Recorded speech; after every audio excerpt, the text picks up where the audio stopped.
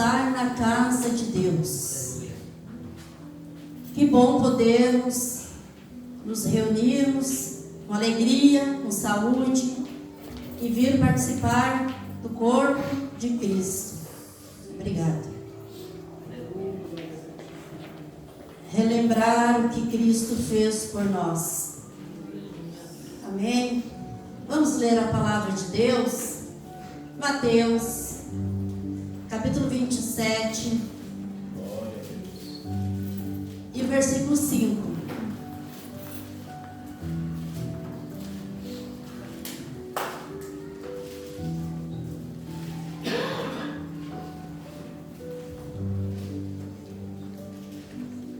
E ele, atirando para o templo as moedas de prata, retirou-se e foi se enforcar. Podeis sentar. Nós falamos nesta noite, relembramos a morte de Cristo, que se doou por nós. Ele foi entregue nas mãos dos malfeitores para ser torturado, foi julgado, condenado, torturado e morto por nós. Mas nós soubemos que ao terceiro dia ele ressuscitou, por isso nós estamos aqui relembrando nesta noite o que Cristo fez por nós. Mas nós sabemos que, como o pastor disse ali, que no dia da Santa Ceia, ele fez a ceia ali no dia, e ali junto com ele, com os demais discípulos, estava o traidor. Aquele que por 30 moedas de prata tinha entregado Jesus. Ele disse para aqueles a quem ele entregou: quando eu chegar lá no lugar, aquele que eu beijar, prendei-o, é ele.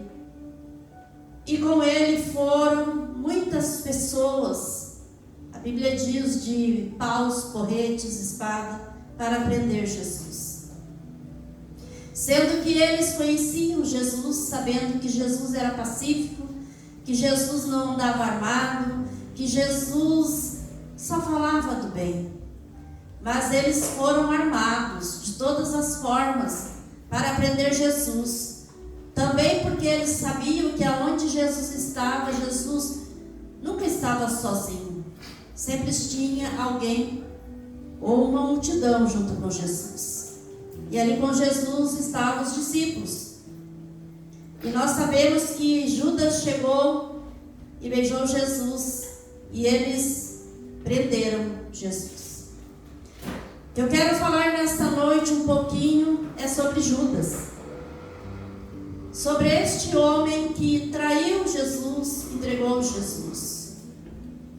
Judas, ele foi o homem que andou com Jesus, conhecia Jesus, presenciou muitos milagres do Senhor Jesus. Era para ele ser forte e ser fiel a Jesus. Mas não foi assim que aconteceu. Judas, ele era fraco. A fraqueza dele era maior do que tudo. Ele contemplou tudo que Jesus fez. Ele andava com Jesus. A palavra de Deus diz, e o próprio Jesus diz, que quem quer ser meu discípulo, negue-se a si mesmo, tome cada dia a sua cruz e siga-me. Mas Judas não foi desta forma. Ele não negou a ele mesmo. Ele não negou a sua vontade. Ele não negou a vontade do inimigo de sua alma. Porque o pecado, primeiro ele vem à mente, depois ele vai ao coração, e aonde às vezes vai aos lábios, ou a atitude da pessoa para a pessoa pecar, e foi assim, ele foi deixando acontecer na vida dele. E eu vejo aqui que este homem, ele sofreu muito. Eu creio que ele sofreu muito nesse trajeto, porque ele se deixou ser usado pelo inimigo. Amados, neste mês se fala muito sobre o Setembro Amarelo. O Setembro Amarelo, no qual fala-se muito sobre o suicídio. E isso é pouco falado nos lugares. Alguns lugares falam sobre este tema, e em igrejas algumas falam também sobre este tema.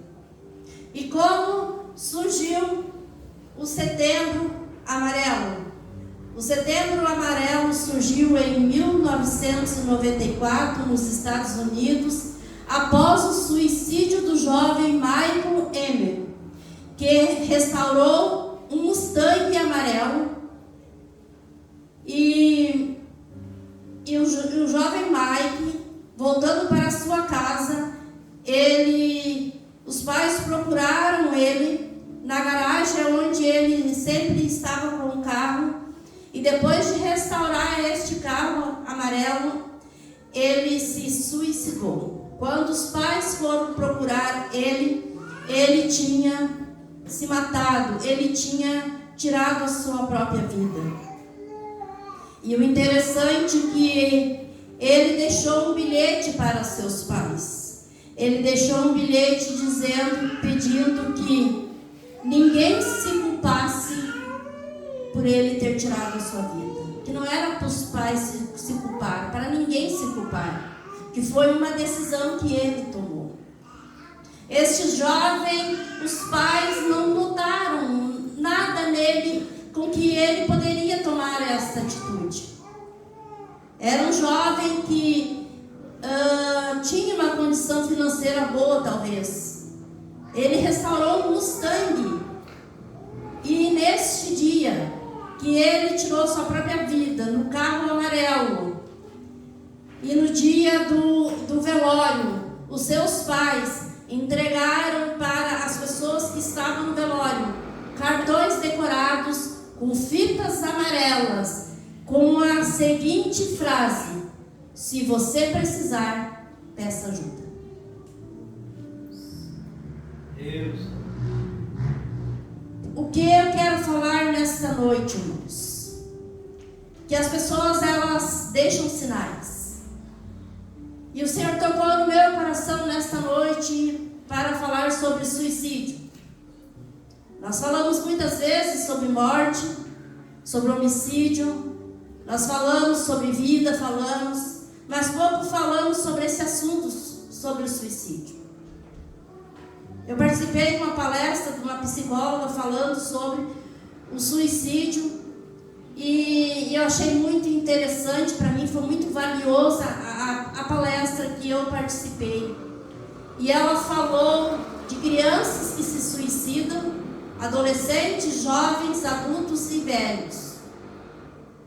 As crianças, algumas se suicidam porque não são monitoradas às vezes pelos pais, os pais deixam à vontade e olham muitos desenhos, às vezes, de super-heróis, e os super-heróis, eles voam, eles se quebram, se arrebentam, mas daqui a pouquinho eles estão inteirinho novamente. Eles voam pela janela bem alta, mas eles têm poder, eles voam. Então isso coloca na mente da criança que elas têm o poder do super-herói e elas podem fazer a mesma coisa porque elas vão voltar a viver. E é onde existe criança que se suicidam, achando que são super-heróis e vão voltar à vida. Estratégia, artimanhas que o inimigo inventa para as pessoas tirar as suas vidas. Adolescentes e jovens que vão para homossexualidade, se tornam homossexual, sendo lésbicas, procurando uma vida sexual diferente. E por causa disso, elas trazem um conflito para a sua vida, elas não se entendem, os pais não aceitam, a sociedade não aceita, e elas não entendem o porquê às vezes está acontecendo. É uma escolha de vida, mas isso traz muitas coisas na sua mente, e por causa disso, muitos se suicidam. Adultos e velhos também se suicidam por vários motivos. Motivos que às vezes são banais, motivos simples, motivos que às vezes são abandonados, deixados de lado, as pessoas já não amam mais, já não estendem mais as mãos, já deixam para o lado porque já viveu bastante, está velhinho mesmo, não serve para mais nada. E muitos pensam nisso e tiram a sua vida.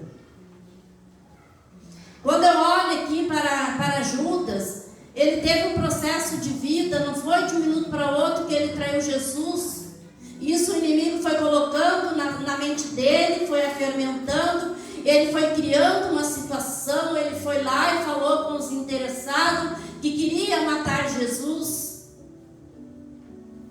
Ele ofereceu Jesus, ele disse quem era Jesus, ele disse o lugar que Jesus estaria, e ele não só disse, como ele nos levou até Jesus para prender Jesus. E quando ele viu que Jesus foi preso, quando ele viu que Jesus foi condenado, e quando ele viu que Jesus ia ser morto, ele foi acometido por remorsos, arrependimentos. Eu creio que foi mais remorso do que arrependimento.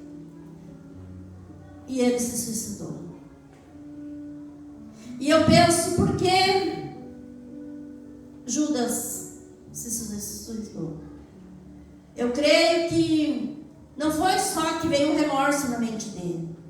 O inimigo minou a mente dele de uma forma que para ele não teria mais jeito, que ele não teria perdão, que a sociedade iria culpar ele, que os cristãos, discípulos, iria vir para cima dele com críticas e que todo mundo iria odiar. Eu creio que muitas coisas veio na mente deste homem. Mas, pastora, era bíblico que alguém iria entregar Jesus, então alguém tinha que fazer este papel, sim, verdade. Mas não quer dizer que este alguém não poderia ser perdoado e viver uma nova vida com Cristo. Mas Judas, ele optou por se suicidar por vários motivos. Ele poderia ter pensado, vou clamar a Jesus o perdão e a misericórdia. Sabes por quê? Porque Jesus chamou ele de amigo. Aqui no Mateus 26, e versículo 50, diz assim: Jesus, porém, lhe disse: amigo, a que vieste? Quando ele chega lá, junto com os malfeitores para prender Jesus, e que ele chega para beijar Jesus, Jesus olha para ele e chama ele de amigo. E diz: amigo, a que viestes?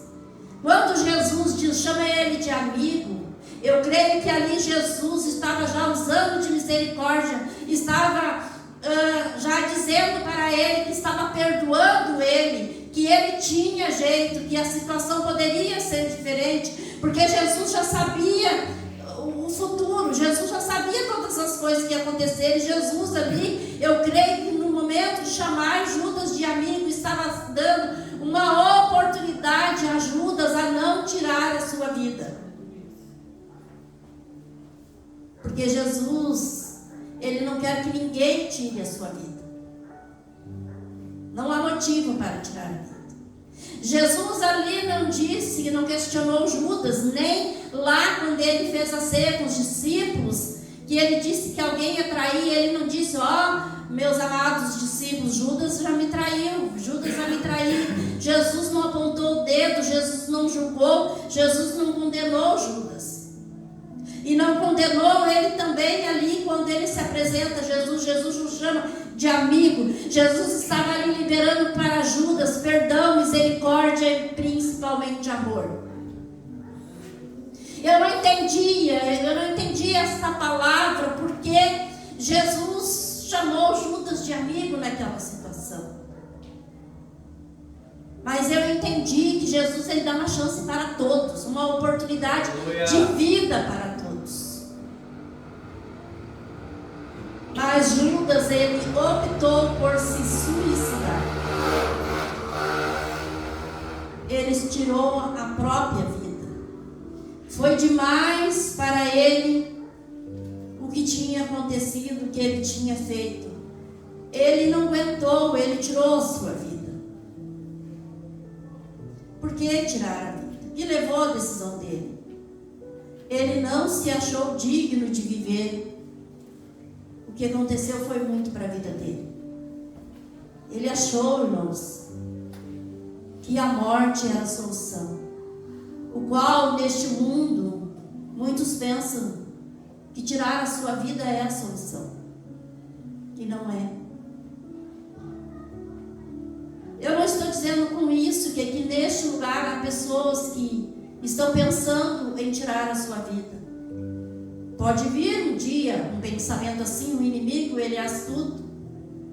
Por algum motivo ele tenta, porque ele sabe que muitas pessoas, quando a pessoa tira a sua própria vida, ela não tem mais salvação, porque só Deus dá a vida, só Deus tem o direito de tirar a vida. Aleluia. Nós não temos esse direito, não está em nossa autoridade fazer isso. Glória a Deus. Porque foi Deus que nos fez, Ele é o Criador. Aleluia. E é isso que ele estava ali passando para Judas. Judas, ele já se sentiu condenado. Sabe, irmãos, nós estamos em tempos assim muito difícil, que muitos pensam em tirar a sua vida.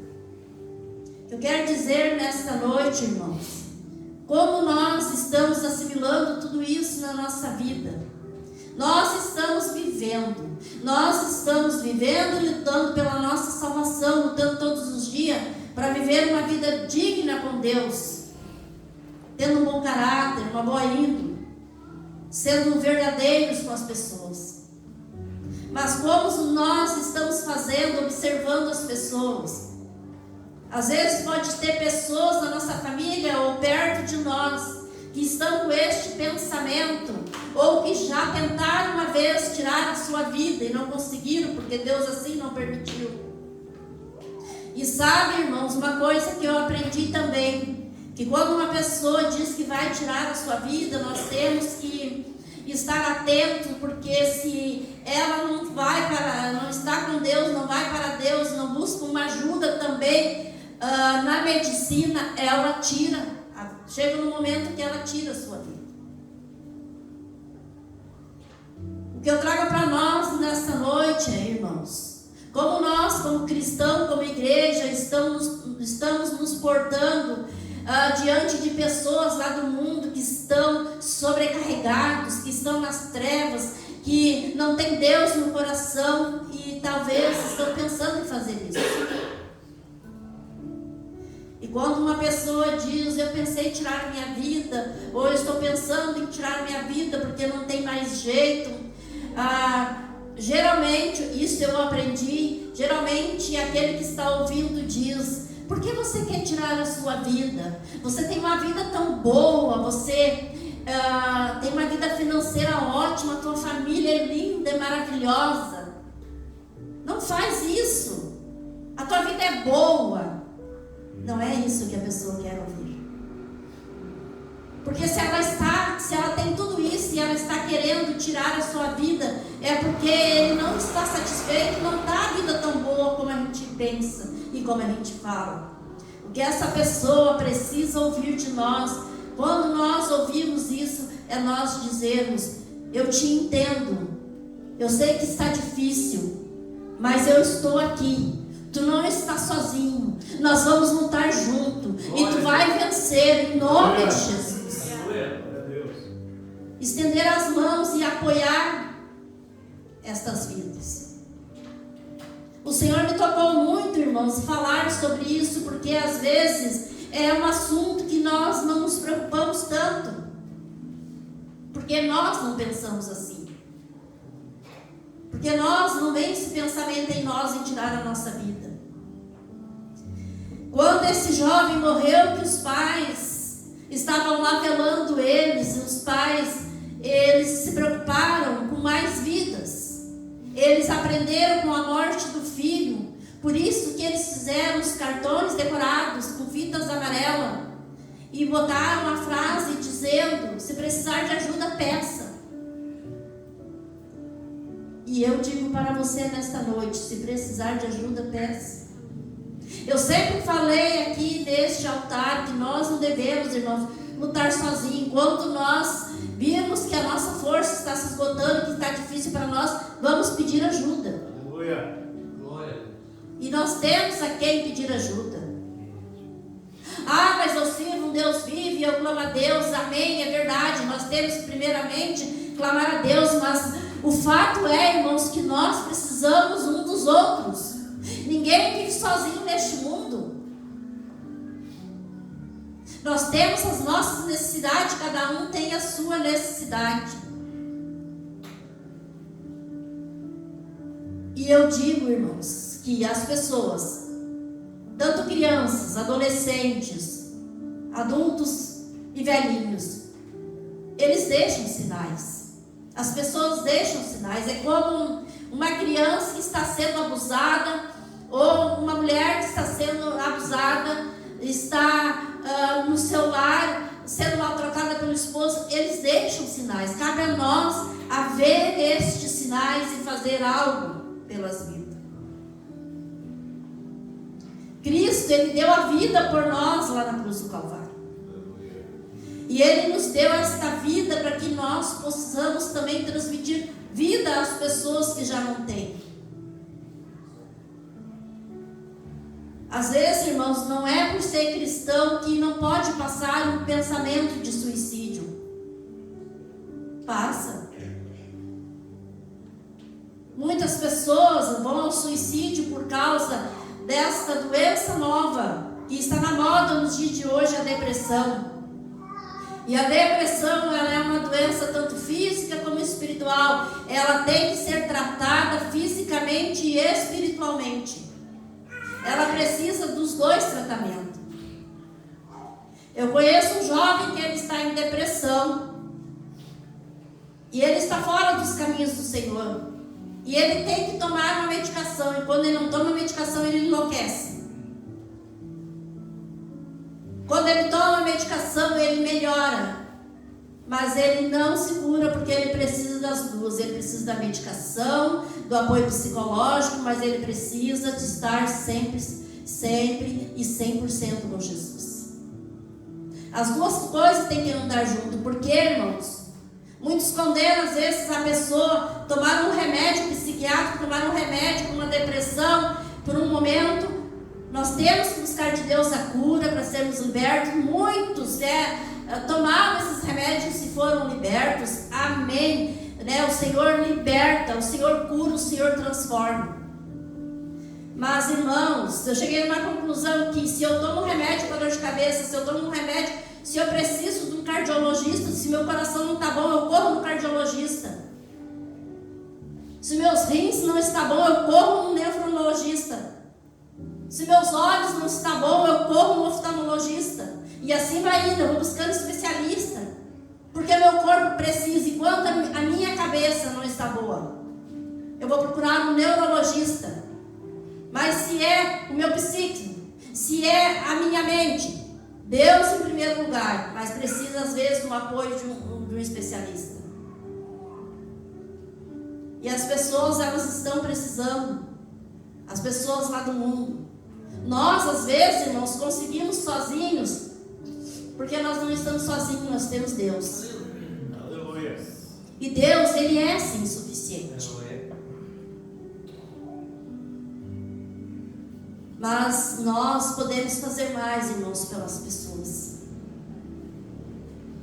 Deus vai colocar pessoas para nós ajudarmos a curar. Aleluia. Deus cura. Mas tem uma frase que diz, eu gosto muito de usar essa frase em trabalho de mulheres. Mulheres curadas, curam. Então eu digo, igreja curada, cura. Nós podemos, irmãos, com o nosso amor, com a nossa compaixão, com o nosso carinho, como Jesus teve ali com Judas. Eu entendi isso. Eu entendi ali Jesus não condenou Judas, não disse Judas, mas tu andava comigo, tu sabe quem eu sou. Jesus não ficou ali pregando para Judas um monte de coisas que Judas precisava ouvir. Não, Judas já conhecia Jesus, Judas já sabia que Jesus era o mestre. Mas Jesus disse, amigo, a que viestes? Amigo, vírgula, a que viestes? Jesus deu a oportunidade para ele. E nós podemos dar a oportunidade para as pessoas. Aleluia. Quando nós falarmos com as pessoas e as pessoas vierem e se queixar para nós e começar a desabafar, vamos ouvir mais do que falar, porque nós temos uma tendência às vezes de falar, e a pessoa nem terminou o assunto que ela queria, e ela precisa desabafar, ela precisa colocar aquilo para fora, ela precisa se sentir mais leve, porque senão ela toma decisões ruins para a sua vida, decisão que às vezes não tem volta, como o suicídio. Aconteceu com Judas, não teve mais volta. E neste momento, irmãos, que eu estou aqui falando essa palavra, quantas pessoas estão tirando a sua vida? Quantas pessoas o inimigo colocou em sua mente? Para ti não tem mais jeito, a solução, tira a sua vida. O inimigo ele é tão sujo, irmãos, que muitas pessoas que tentaram tirar a sua vida e não conseguiram, relataram que no momento que vão tirar a sua vida, que decidiram tirar a sua vida, eles sentem paz. Eles não ficam agoniados, tristes, desesperados. Eles sentem paz. Por quê? Porque eles não estão pensando em fazer, eles estão com a decisão tomada. Eles vão tirar a sua vida. Essa palavra que eu trago nesta noite para nós, irmãos, é um alerta para a igreja, para nós pedir ao Senhor: Senhor, me dê mais visão espiritual referente às pessoas, para que eu possa ser suporte na vida de alguém, para que eu possa curar vidas, assim como o Senhor me curou, assim como eu fui curada. Amor, irmãos, amor, nós falamos tanto aqui neste altar, irmãos, é falado tanto na televisão, nas redes sociais, para amar o próximo, mas é tão falado e pouco feito, pouco amado. Nós temos que colocar mais em prática aquilo que nós falamos, viver esse evangelho, exalar esse evangelho na nossa vida. Amor sem reserva, amor sem esperar nada em troca, porque foi este amor que Jesus mostrou naquela cruz. Aleluia. Ele nos amou da maneira que nós somos. Não é fácil amar o irmão, porque o irmão aquele é cheio de defeito, a irmã aquela fala demais, não, irmãos, amar do jeito que a pessoa é, porque Deus nos ama do jeito que nós somos.